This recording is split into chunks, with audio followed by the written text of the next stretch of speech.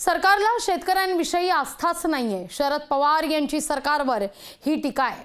देशात उद्योगपतींची कर्ज माफ होतात पण शेतकऱ्यांची कर्ज माफ होत नाहीत। चुकीची धोरणं घेणाऱ्या लोकांना बाजूला केलं पाहिजे असं पवार म्हणतात।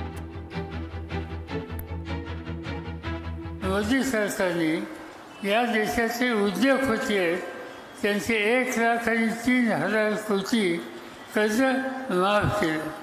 उद्योगपती शेकडो आहेत, ते काय हजाराचे तसं नाही, पण 1,000च्या आत ज्यांचा नंबर आहे अशा उद्योजकांचा 1,00,000च्या वरची रक्कम मंजूर होते, माफ होते।